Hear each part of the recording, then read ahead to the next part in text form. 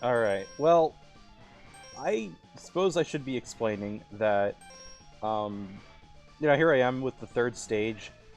I honestly was kind of dreading starting this because once we got into these last two stages of the game, I really was dreading that I wouldn't be able to come up with anything interesting to say.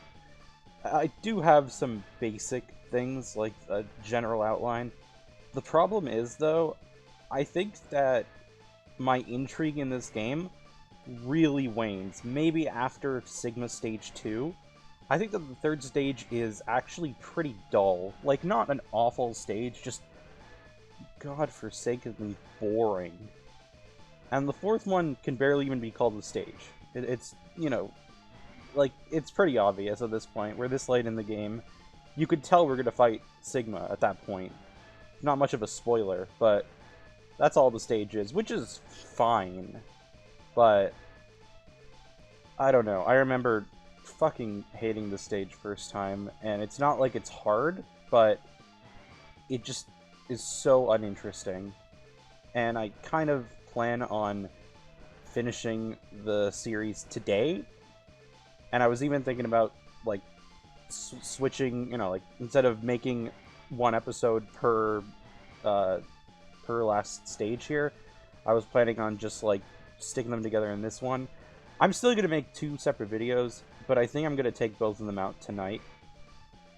So with that, let's get started.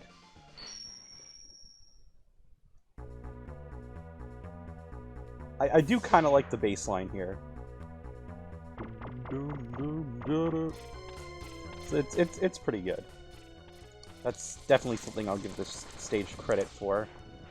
But I don't know, like, in comparison to the last two tracks that have been playing for the last two stages, this one is just kind of uninteresting. Like, again, the bass line's good. That's about it, though. And even this stage doesn't really, like, do much. Even if you want to call it boring, like I did. That's one thing. But I don't even really know if, like, how much of it is stage, It's refights. Which I guess will give me a good opportunity to show off some of the weaknesses and what goes on with these bosses. There are some legitimately cool moments. Like, for example, Armadillo is weak to the Energy Spark, and that destroys his armor, meaning that you can now hit him while he's rolling. Badly. You can hit him with any weapon now, like, while he's rolling. Or just in general, you can, like, hit him easier. He won't, like, reflect shots anymore if you, like, hit him while he's, like, trying to defend himself, because I don't think he does that anymore. He just, like, takes the hit. I mean, not very well, but he does take the hit.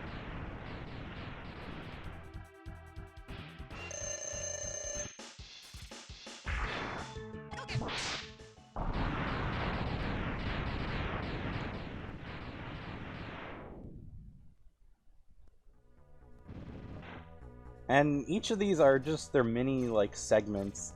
Again, kind of reminiscent of Mega Man 1. The only difference is you're not fighting, like, four bosses in a row, and there are checkpoints after every single one. So, in a way, actually, it kind of reminds me of Mega Man and Bass, actually, for, like, I don't know. It's a different comparison, and, about a year ago, I would not be even, like, talking about that game, because I didn't really, like, play it, and you've heard terrible things about it. Like, that's a story for another time.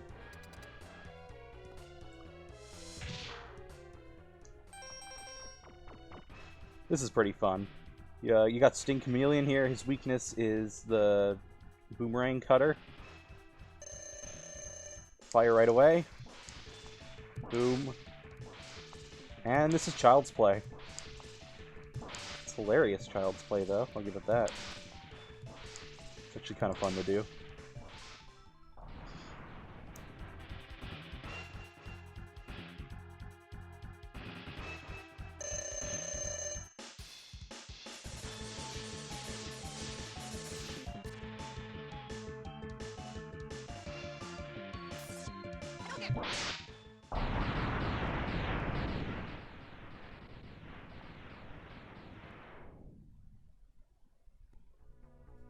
don't even know why I stay silent for these explosions anymore. Like, they've sort of run their course. And in X2 and X3, these explosions only get longer. I'm just gonna run past these guys. I don't even really care right now. Here we got Spark Mandrill. I will say, you know, Raj and I, and a lot of other people that I've showed, like, Storm Eagle to, I do opine that he is the coolest of the bosses in this game. But Spark, I don't know. He looks a little dopey. He's pretty difficult, actually. He does a fair bit of damage. I think he has his place as, like, one of those cool guys. You know, not quite to the same level, but I don't know. I like him. He also has a pretty cool name, Mandrill. Yeah, so I should mention, a lot of the weaknesses in this game, they make bosses incredibly weak. Like, it's not just on a level of, like, well, now you'll have an easier time taking them out. Now it's like, now they have, like, barely a chance to fight back most of the time. I think, like, the one exception maybe is, like, Launch Octopus, who barely takes that much damage from his weakness, or really reacts at all. Other than just sort of flinches briefly. Kind of like the Mega Man 1 enemies again. Now we're back to those comparisons. I don't know if hitting him with these, like, reflected, I don't know, scatter shots from the shotgun ice is different from just hitting him with the full force of the bigger one. I don't really know, but it doesn't seem to be any different. You also notice that I'm hitting him twice, once as soon as he unfreezes. I've seen speedrunners do that, and I can attest that he definitely takes more damage. I don't know if that's a glitch. I think he's just programmed to, like, take damage. Or maybe it was an unintentional thing. I don't know. I don't know how precise it is. I just sort of generally time it that way.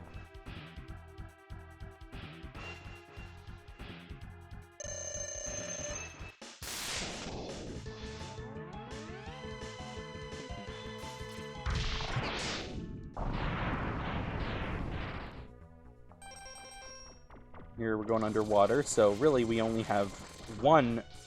Ow. Sometimes these fish are kind of assholes. They don't open their mouth fast enough and take damage. And there's moments like this. Yeah. Well, anyway. Something I should have also mentioned in, I don't know, a couple episodes ago. You notice that I got that ammo refill up there, not the health refill. This game, and I think all the other X games, they come in with essentially a built-in energy balancer from Mega Man X6. So, yeah, that's good to know. Let's get out Rolling Shield. I don't know why I'm pausing. I should just be pressing L and R.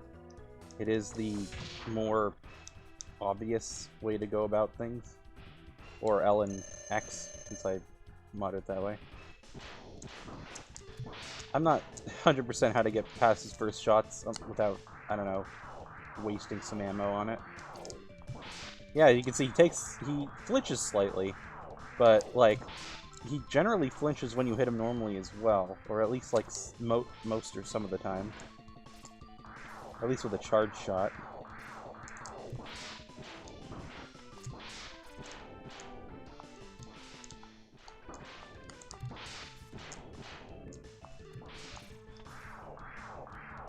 And that's it.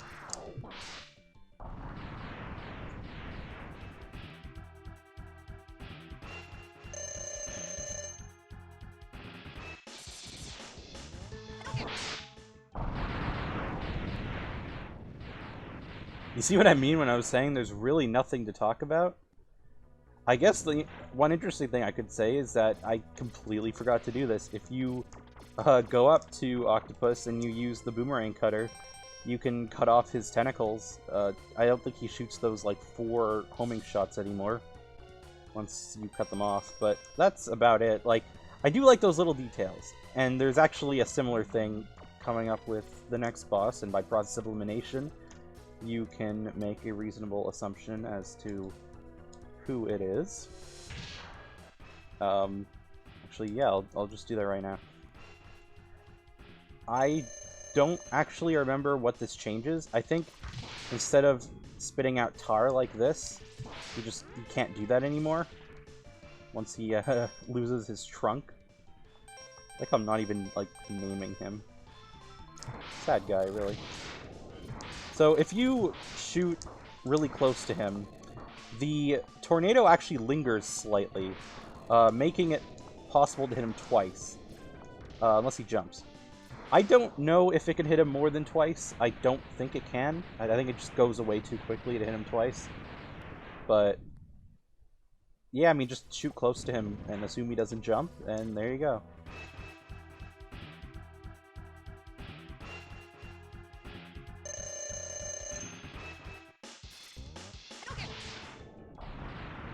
But with that, that's it. I guess the other thing I could say is that I kind of wish bosses in this stage gave you some health after you destroyed them. I know that there's little sections where you can gain some health back, or they put some health drops there, but I don't know. I'm not really a big fan of just like throwing you in directly, especially right here, because you just beat Mammoth, and there's absolutely nothing that can give you health back. You are going straight to the boss of the stage. That being said, this boss is weak to the Boomerang Cutter. And here we go. This guy's name is D-Rex. I don't really understand the significance. Oh, you know what? I should be taking this guy on with blaster shots. I don't really see a reason why I'm using his weakness, honestly. So what you really don't want to do is be under his head at really any point. Because then his head will come down like that. But sometimes its body doesn't really give you much of a choice. You sort of have to go through it real quick, like that. Its head actually will never reach you from the bottom left corner. But its body definitely can run into you from there.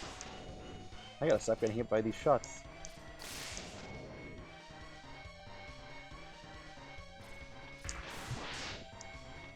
Should really start taking this stuff seriously, honestly. Alright, let's see if it'll try to reach down to me now. Alright, well, there's... I guess I could say that I really hated this boss. I once hated this boss.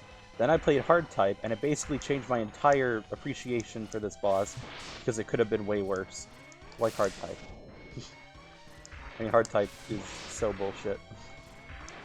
I kind of love it for that. Like, I do love, like, Kaizo / bullshit hacks.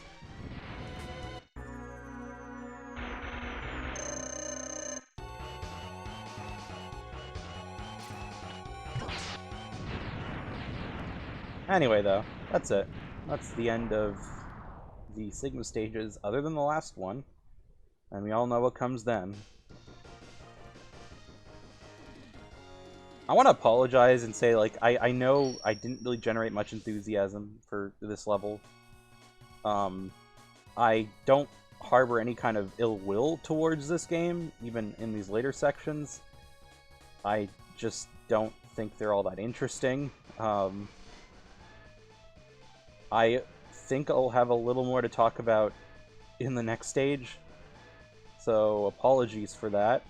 But anyway, I'll see you then.